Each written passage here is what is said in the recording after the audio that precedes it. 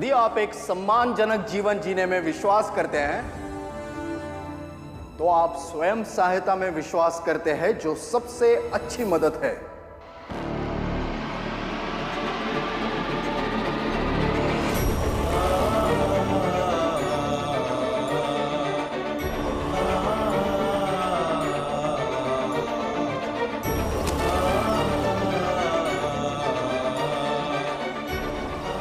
जाओ, वहां जाके खड़ा हो जाओ।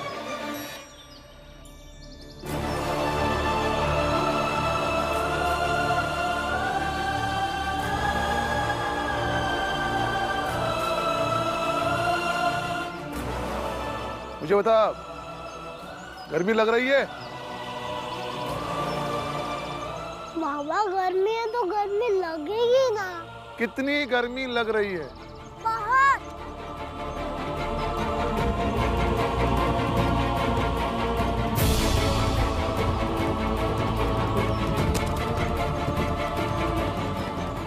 वहां जाके खड़ा हो जा। लेकिन क्यों बाबा? मैंने कहा ना, वहां जाके खड़ा हो जा।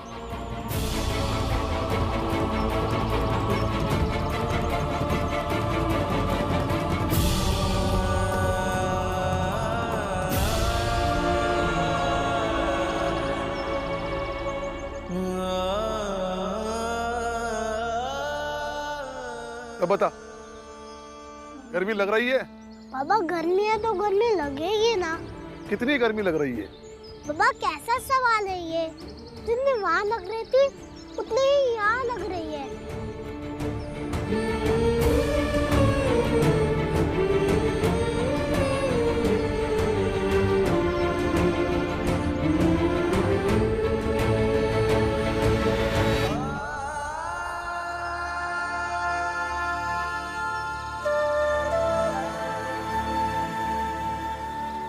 भीम बेटा, अब शिक्षा भी सूरज की गर्मी की तरह होती है। जैसे आज जगह बदलने से सूरज की गर्मी कम नहीं हुई, वैसे ही कक्षा में जगह बदलने से या आगे पीछे बैठने से, अलग बैठने से ज्ञान का असर कम नहीं होता। जरूरी ये नहीं कि तुम कक्षा में कहां बैठते हो, जरूरी ये है कि तुम जहां बैठते हो वहां से पढ़ाई को कितना समझते हो।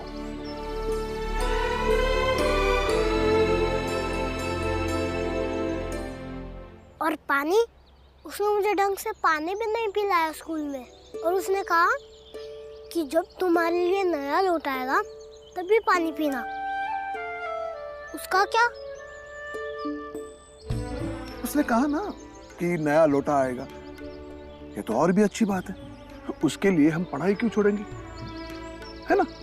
अरे तो नया लोटा, इसे ये गुस्सा करना, रोना धोना, ये सब क्यों?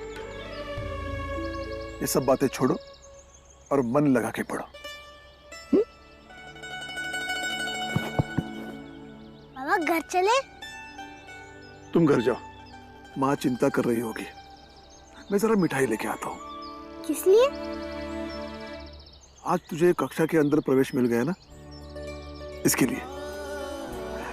आज खुशी का दिन है, अब सब मिलके मिठाई खाएंगे। बाबा मैं जा रहा हूँ।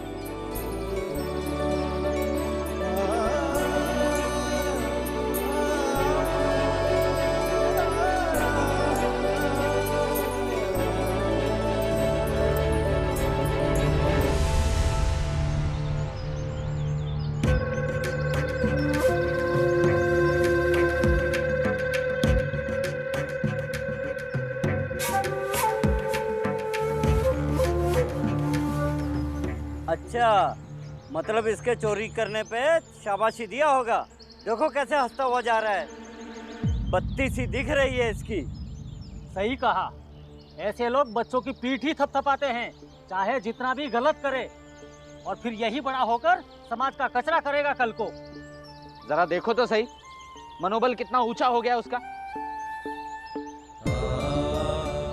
बाबा बातें ही ऐसी करते हैं कि मनोबल ऊंचा हो जाए। मेरे बाबा जैसा कोई नहीं।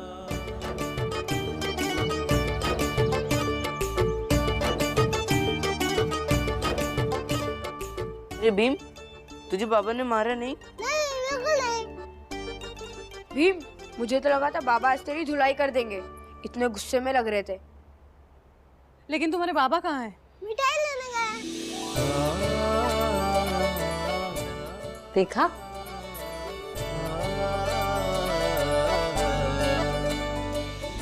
और ऐसे ही भीम कक्षा के बाहर लेट गया। उसने कहा या तो सब बाहर रहकर पढ़ेंगे या मैं भी अंदर जाकर पढ़ूंगा। और हाँ, सब कहने लगे कि हम अंदर कैसे जाएंगे, ये तुम गलत कर रहे हो। लेकिन हमारा भीम अपनी बात से टस से मस नहीं हुआ और आखिरकार हमें अंदर जाकर ही पढ़ने मिला। भीम ने बिल्कुल सही किया है। कभी कभी व्यक्तिगत समस्या को सामूहिक समस्या बना दिया जाए तो हल होने के आसार बढ़ जाते हैं। और बाबा, जब कक्षा में शिक्षक ने सवाल किया तो भीम ने तुरंत हल कर दिया और बाकी सारे विद्यार्थी वो तो उल्लू की तरह सोचते ही रह गए। हमारा भीम बहुत तेज है। तुम भी तो उल्लू की तरह देख रहे थे।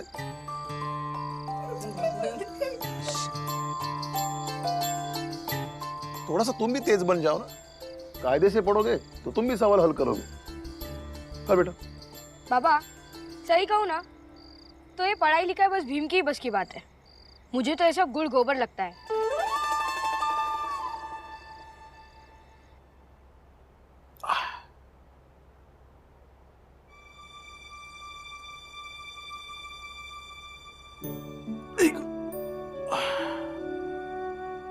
मेरा आहिस्ता। बच्चों सो जाओ, सुबह जल्दी उठना है ना।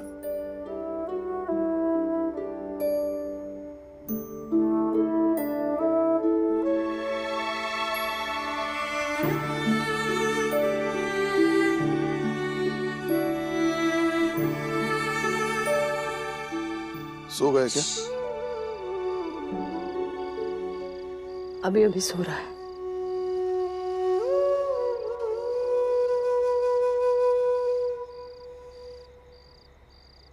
तुम रो क्यों रहे हो? तबीयत तो ठीक है ना? या कोई और बात हो गई है? भीमा को साफ साफ क्यों नहीं बता देते कि ये सब उसके साथ क्यों हो रहा है? क्यों उसे कक्षा के बाहर खिड़की पर खड़ा होकर पढ़ने के लिए कहा जा रहा है? क्यों कक्षा के और बच्चों से उसे अलग बिठाया जा रहा है? क्यों उसे इस तरह पानी पीने के लिए मजबूर किया जा रहा है? भीमा भाई पागल मत बनो। भीम अभी बच्चा है। ये सब बातें सुनने की इसकी उम्र नहीं है। लेकिन आपके छुपाने से कितने दिनों तक उससे उसका सच छुपा रह पाएगा? और जब उसको पता चल जाएगा बाहर की दुनिया से, तब क्या उसको और तकलीफ नहीं होगी? वो आपकी बात समझता है। आप समझाओगे तो वो अच्छे से समझ जाएगा।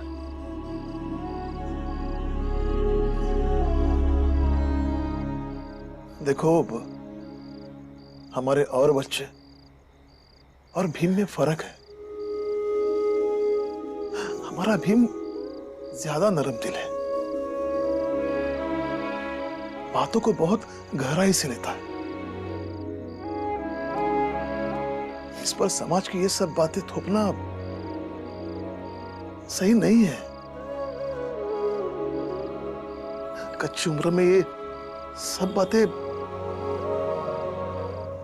उसके मन को चोट पहुंचाएगी और इसका असर जिंदगी भर रहेगा।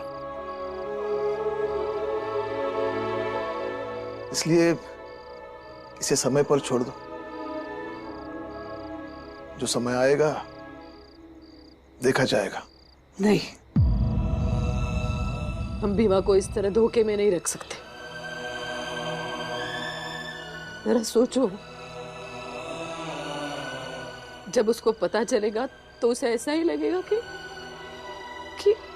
कि ये बात हमने उसे बताई ही नहीं।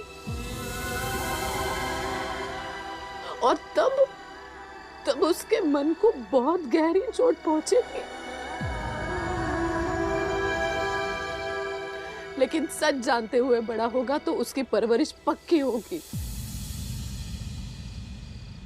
भीमा बाई, हर चीज का एक वक्त आता है, उससे पहले तुम बताओगी तो ये बात उसके समझ में नहीं आएगी। इसका उल्टा असर ये होगा कि मन में एक गांठ बनेगी जो जीवन भर नहीं खुलेगी।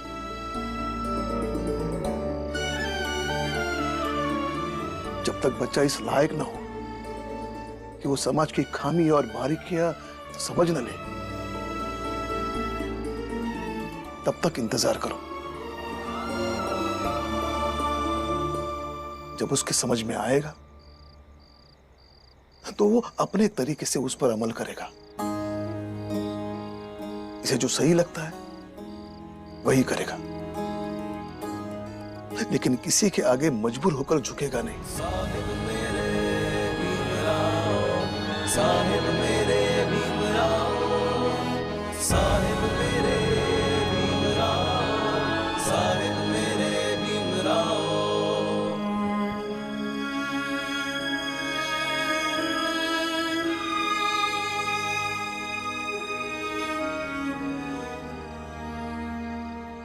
मेरे सारे बच्चे पैदा हुए और एक न एक दिन सबको उनकी जात का सच पता चल गया और धीरे धीरे उनकी मासूमियत पर समाज का कड़वा सच हावी हो गया। और मैं जानती हूँ कि आज न कल ये सच मेरे भीवा से भी उसकी मासूमियत छीन लेगा।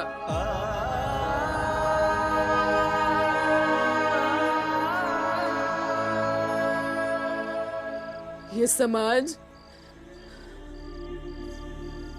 हमारी बिरादरी की हर माँ का गुनहगार है।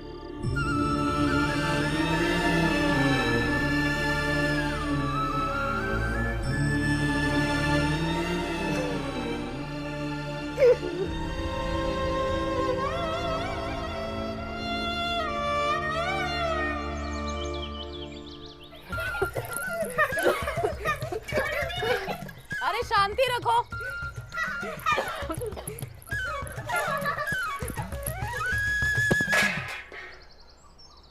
क्या कर दिया तूने? ताली गिरा दी। तू देख के नहीं चल सकती, हम लोग खेल रहे थे ना। रुको, आज मैं किसी को नहीं छोड़ूंगी।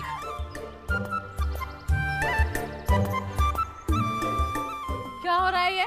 खेलकूद। आज पढ़ाई करने नहीं जाना है तुम्हें? आज रविवार का दिन है, छुट्टी का दिन। छुट्टी का दिन है तो पहले ही बता दिया होता। हंसने की क्या बात है? बाला कहाँ है? बाला नहीं दिखाई दे रहा। घर में तो नहीं है। हाँ, सुबह सुबह बैंड बाजे वाले बैंड बजा रहे थे, उनके पीछे चला गया। पता नहीं कहाँ गया है। ये बाला भी ना एकदम अपने मन का हो गया है। आने दो, आज उसे भी देखती हूँ। और तू आज छुट्टी है तो कुछ और ही कर ले। भाभी, भाभी तुम रहने दो, मैं और मंजुला मिलकर खाना बना लेंगे। नहीं दीदी, मैं कर लूं। अरे सुन ही नहीं रहे हो किसी की। चला जा बेटा, चला जा, चल रहने दो। तुलसा, बुआ, मंजुला खाना बना लेंगे, तुम आराम करो। जैसे रविवार की छुट्टी होती है ना, वैसे तुम भी छुट्टी ले लो। ठीक है। वैसे आई, थोड़े पैसे दो ना। किस लिए? बाल और नाखून बहुत ही बड़े हो गए, कटवाने हैं। अकेले जाओगे? हाँ, मैंने नाई की दुकान देखी है, स्कूल के रास्ते में ही पड़ता है। पास में ही आई। इसीलिए थोड़ी ना बोल रही हूँ। मैं तो इसलिए कह रही थी कि अगर तुम्हारे बाबा को आने दो, उसके बाद चले जाना। बाहर अकेले जाएगा, कहीं कोई इससे कुछ उलझल न बोल दे। इतना क्या सोच रही हो? पास में ही है, नहीं घूमूंगा। दोनों पैसे हैं। तू मानेगा नहीं ना?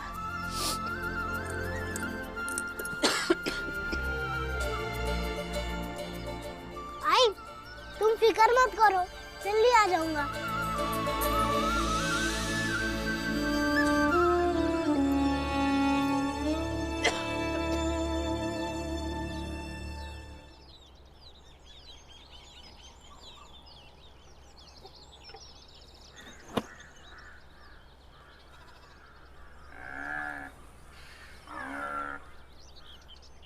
ओ भैया, मालिक ने भैंस भिजवाई है बाल काटने के लिए। मेरे भी बाल काट दीजिए। आओ बैठो। पहले मैं बच्चे का बाल काट देता हूँ, फिर भैंस का बाल काटता हूँ। तब तक तुम ये काम करो, पानी से भैंस के बाल गीले करो। ठीक है।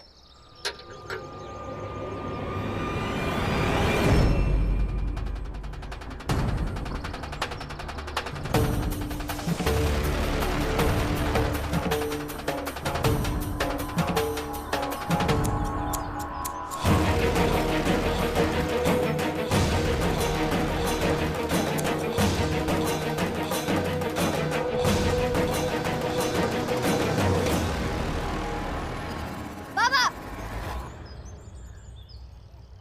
मैंने कटवाऊंगा ये बाल।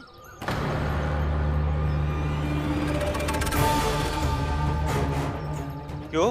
क्या हुआ? ये काटेगा तो मैं नहीं कटवाऊंगा। क्यों बेटा, क्या हुआ? स्कूल में लड़ाई झगड़ा किए हो क्या आपस में? नहीं।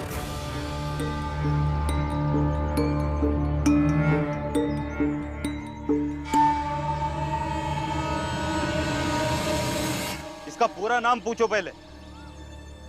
क्या नाम है तेरा? भीमराव। आगे? अम्मा उडेकर। अंबा उडेकर। जाति?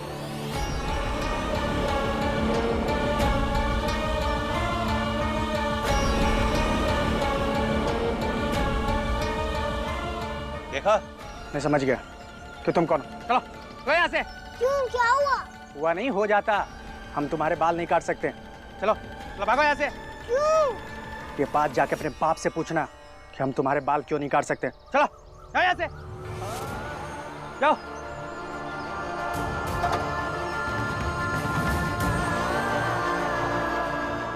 ये कपड़ा भी अपने साथ में लेके जा। मैं इस कपड़े को किसकी गर्दन में बांधूंगा? भैया, अब तो मेरी भैंस के बाल काट दो। भिगो दिए बाल? हाँ, भिगो दिए। मुलायम हो गए होंगे। ला, काट देता हूँ।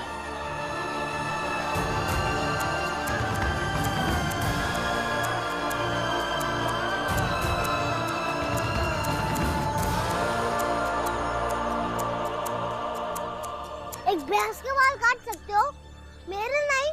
कहा ना, अपने बाप से जाके पूछो। चल भाग यहाँ से।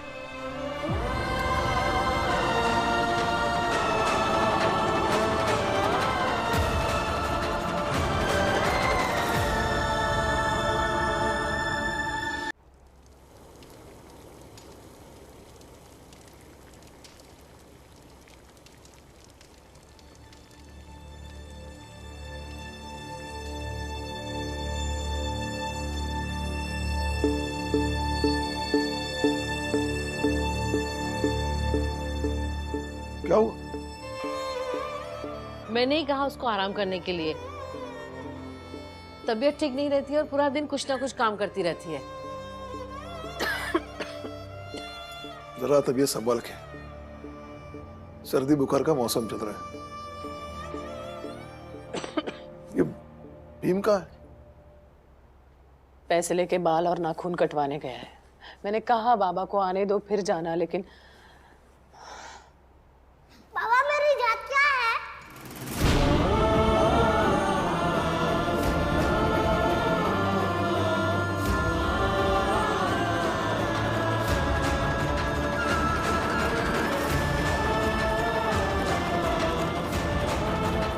बताना बाबा, मेरी जात क्या है?